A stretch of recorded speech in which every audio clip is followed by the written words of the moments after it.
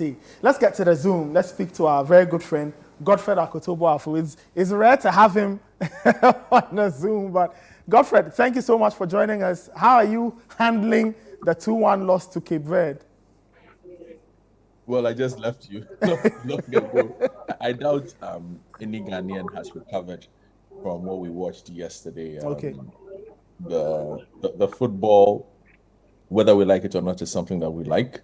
And as Ghanaians, no matter how displeased we are with the state of our national team, we always go to tournaments thinking that we stand a good chance of doing well. And I guess yesterday we went into the game, irrespective of the poor preparation or lack of, or how poorly we thought of the team. At least we had hope that this was a team that could perform. And it did not perform yesterday to the expectations of most Ghanaians, hence the disappointment.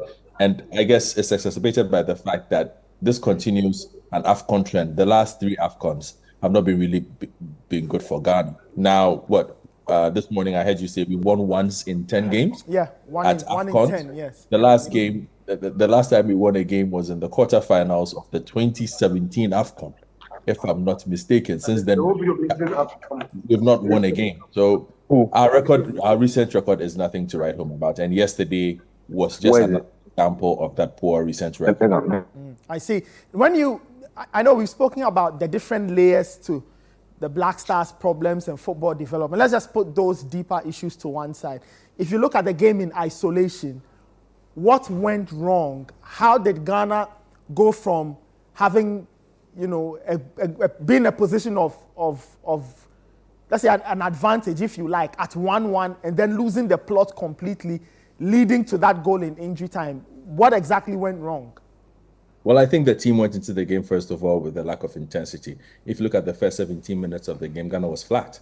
Cape Verde took advantage of that. And as Dennis Odoye said post-match, there were a lot of spaces for them to exploit, particularly in between them in the lines, what we normally call the pockets, particularly in our final third. And they seemed to get a lot of joy from that. 17 minutes into the game, they got a goal. We improved a bit after that and got even better during the second half. Got an equalizer, particularly with Semenyo and Joseph Painsil coming to light. Then the coach decided to disrupt the momentum that the team had built. I thought he basically killed his own team yesterday with the changes that he made. Not that we didn't need to make changes. It was the timing of the changes, the personnel for the changes as well. I felt at that point Jordan should have gone off.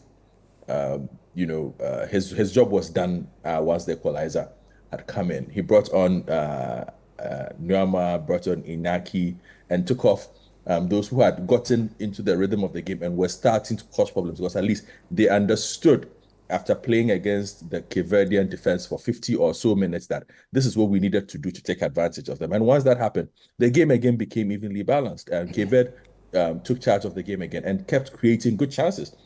Post our equalizer, Richard Ofori had to make 3 decent saves to keep the score at 1-1 before that final chance they had. And who would say that they were surprised by the goal? Because it had been coming. Cape Verde had been the more aggressive of the two teams up until the point that they scored. So right from that throw-in, ball goes in, over the top, confusion in that defensive third, and voila, easy goal for Moreira.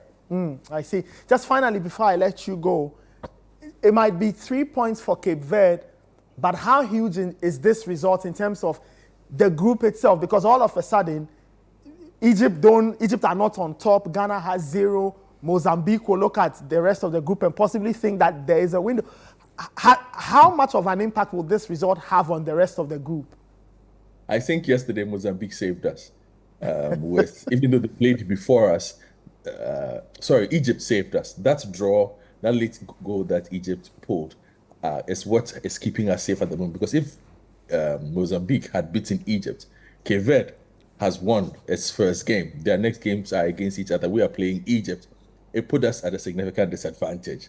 It's still a very difficult process for us to go through in this group. I think there are still opportunities, but the team would have to play considerably better against a very wounded opponent who has significant quality and again has the ability to turn it up when the time is right. Egypt is a team that understands the moment. we used to be a team like that. We are no longer that kind of team. So that game against Egypt comes as a final for Ghana. Again, Chris Hughton has to fine-tune the team, pick the best team that can address the challenges that Egypt will pose, and also be able to pose problems to the Egyptian team. We saw how Mozambique went about it. They were very aggressive. Over 90 minutes, they stayed organized for 90 minutes. They picked their movements very well. They were not in a hurry. Those are things that I think we can learn from and use to hit Egypt, Nathan. All right, Godfred, thank you so much, and I'm sure we'll talk again very soon. Pleasure is all mine, Nathan. All right, so that was Godfred Akoto-Boafo.